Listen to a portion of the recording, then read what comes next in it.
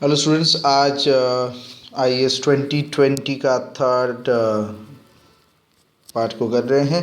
ये पेपर 1 का 1C है। What is a monopoly, what is monopoly power and what factors determine the amount of monopoly power. So what is monopoly power and what are the factors determine the amount of monopoly power. तो चलिए start करते हैं। तो पहले monopoly power को समझ लेते हैं। देखिए, ये जैसे सवालों में थ्योरी में बहुत कुछ लिखा रहता है किताबों में, but best way to write is with respect to an equational way. Okay, so equation based writing में जाइए, कहानी कम लिखना पड़ेगा। सो डिग्री ऑफ मोनोपोली पावर अगर परफेक्ट कंपटीशन में रहा इन अंडर PC 0 है। मोनोपोली पावर को मैं MP लिखूँगा। ओके, इक्विलिब्रियम पॉइंट में क्या होता है? At PC P equal to MC equal to MR equal to AR. Okay, so monopoly power is decided by the difference between price and marginal cost. वो तो यहाँ 0 हो गया, ठीक है। So monopoly power किसके पास होगा? मोनोपोलिस्ट के पास हो सकता है, या फिर एक ओलिगोपोलिस्ट के पास भी हो सकता है, जो अपने हिसाब से थोड़ा बहुत मार्केट में चेंज कर सकता है। तो मोनोपोली पावर मतलब हमेशा ये मत समझिएगा कि एक ही आदमी उसे बेच सकता है, इसका मतलब हो गया monopoly. So mono is obviously one, लेकिन sometimes in some product you may have a monopoly power, ठीक है। So on the other hand, equilibrium point of a monopolistic firm क्या है? P equal to AR। अगर monopoly में हम लोग काम करेंगे, इस तरीके से आप लिख सकते हैं, that is greater than MR greater than equal to MC। So P minus MC is positive. Lerner index के थ्रू इसे कहा जा सकता है। So Lerner index of MP monopoly power is P minus MC with respect to P। ये हो गया monopoly power का बेसिक स्ट्रक्चर। एक एक्स्ट्रा चीज़ मैं आप लोगों को बता देता हूँ फटाफट। सो लर्नर इंडेक्स से एक चीज़ भी निकाला जा सकता है। P minus MC by P हो गया monopoly power. MC equal to MR बोला है, so P minus MR by P, ठीक है। सो P कॉमन जाएगा, MR का वैल्यू है P minus 1 by E। Elasticity से ऐसे निकाला जा सकता है, इसके लिए अलग वीडियो में मैंने डेरिवेशन दिया है, ठीक है। सो ये P माइनस P हो जाएगा, कट जाएगा। सो 1 और ए, अच्छा ठीक है, मैं P कॉमन ही ले लेता हूँ। 1 minus 1 plus 1 by E by P। ये क्या, ये क्या। सो this is 1 by E। So monopoly power को इस तरीके से भी लिखा जा सकता है कि 1 बाई E। तो मतलब जितना ज़्यादा आपका इलास्टिसिटी है, ठीक है। So mono Lerner index is 1 by E। तो जितना ये होगा, ये उतना कम होगा। ओके, इलास्टिसिटी जितना ज़्यादा, मोनोपोली उतना ही कम। अब sources of monopoly power second part में जो कहा है, कहाँ से आ सकता है। एक हो सकता है जो पहला मैंने लिख दिया है, इलास्टिसिटी, इसका डेरिवेशन के साथ, ऑफ मार्केट डिमांड। तो ध्यान से देखिए, अगर इलास्टिसिटी मार्केट डिमांड का बहुत ज़्यादा हो गया, उसका मतलब क्या है? तो लोगों को ज़रूरत नहीं है, आप नहीं देंगे तो कोई और, वो चीज़ नहीं लेंगे तो कुछ और, ठीक है। तो कोई मर नहीं जाएगा उस चीज़ के लिए। तो ऐसा अगर प्रोडक्ट अगर हुआ तो इलास्टिसिटी, कंज्यूमर का जो है इलास्टिसिटी हायर है। सो डिमांड फ्लेक्सिबल हो गया।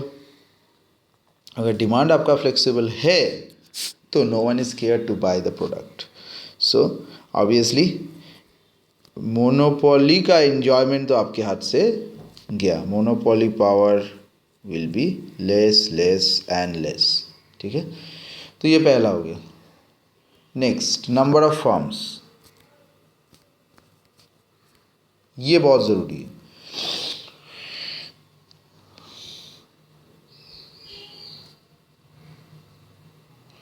तो ध्यान से देखिए, जितना नंबर ऑफ फर्म बढ़ेगा, मोनोपोली पावर तो ऑब्वियसली उसके साथ साथ घटेगा। ओके, लेकिन कभी कभार क्या होता है, it depends. Okay, it is easy to understand that we have said that larger the number of firms of group, so switch over कर सकता है कोई फार्म, अपने हिसाब से जा सकता है। So number of farms producing the product determine the exactly elasticity also. So लोगों को अगर ये पता चलेगा कि बहुत सारे फार्म कर रहे हैं, तो हर एक फार्म का ही इलास्टिसिटी के हिसाब से मोनोपोली पावर घट जाएगा। So this is the second thing. Third, interaction among firm, ये थोड़ा नया है। सो क्या है, if there are several firms producing the close substitute products called the associated product, so monopoly power enjoyed by each firm would depend upon the interaction among the firm. So if the firms compete, aggressive competition अगर रहा और सभी लोग price competition में आ गए तो उसका फ़ायदा किसको मिलेगा, कंज्यूमर को, ठीक है।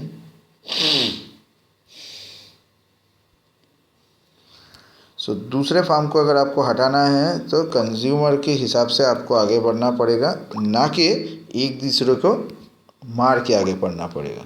ओके, सो ऑब्वियसली वहाँ पर P माइनस MC का जो ये डिस्टेंस होगा ये फॉल करेगा। Okay, so these are the main systems by which the monopoly power is decided. एक और सवाल करते हैं, बैंडवागन इफेक्ट और स्नॉब इफेक्ट का फ़र्क पूछा है, ठीक है। बैंडवागन इफेक्ट और स्नॉब इफेक्ट,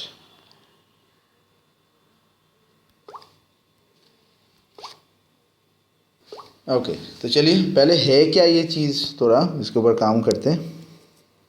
स्पेलिंग सबसे ज़रूरी है, band wagon and snob. Direct class 1-2 की तरह सिर्फ डिफरेंस के हिसाब से ना जाके थोड़ा एक्सप्लेन भी कर देते हैं। तो ध्यान से देखिए, ये दोनों ही है एक्सटर्नलिटी एसोसिएटेड स्ट्रक्चर, तो ये इन लोगों का कनेक्शन वाला पॉइंट है। ओके, सो अगर दोनों के बीच में existence of positive network externality अगर रहा तो ये देगा आपको बैंडवागन इफेक्ट, ठीक है। मैं डायग्राम में भी थोड़ी देर में आ रहा हूँ।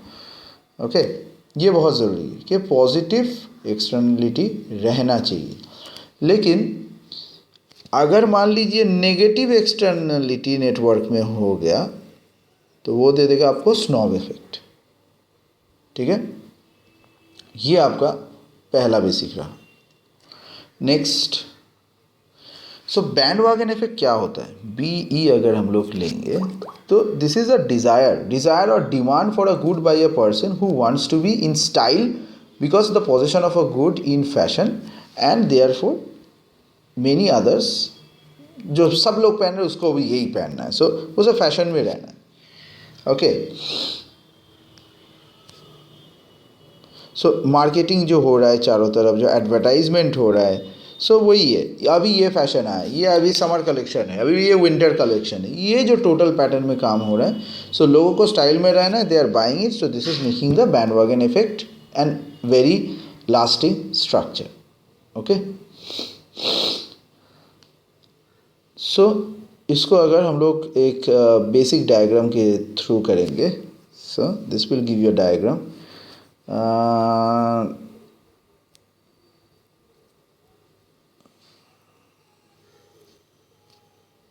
ठीक है, मैं अभी एक्सप्लेन कर देता हूँ।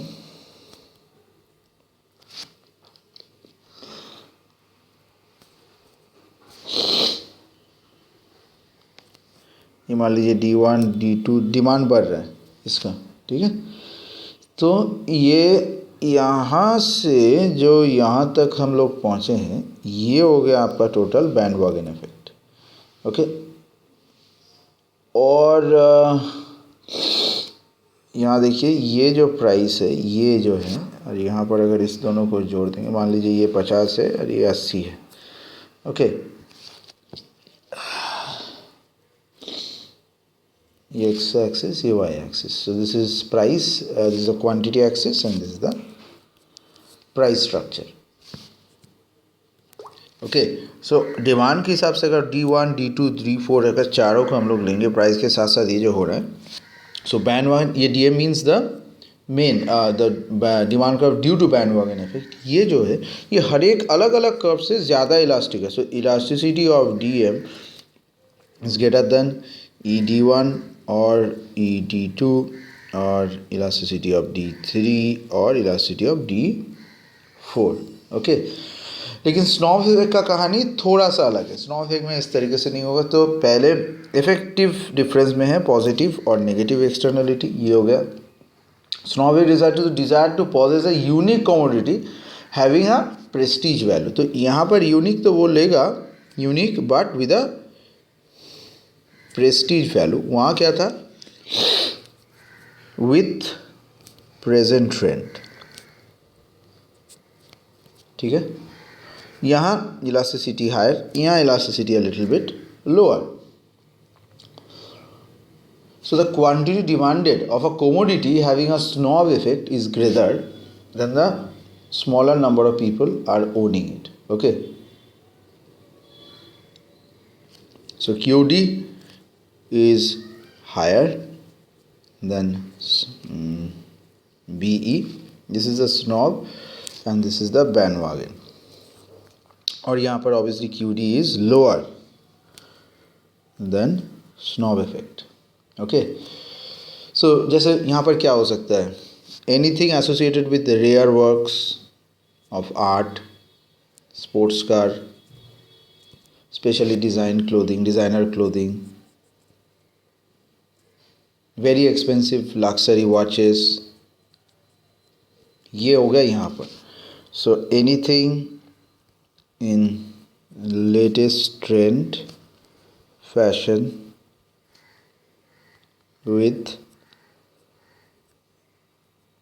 advertisement and non-versatile. ओके।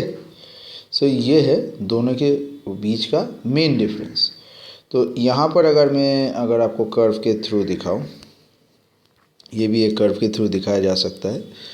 तो इसका थोड़ा सा ये जो कर्व है, ध्यान से देखिए, इससे मैं थोड़ा अलग ड्रॉ कर रहा हूँ। ये अगर ऐसा है, ये थोड़ा सा ऐसा था, उसका जो डायग्राम में था थोड़ा सा ऐसा था। ध्यान से देखिए, ये थोड़ा सा इसका जो इलास्टिसिटी है, this is little bit flatter.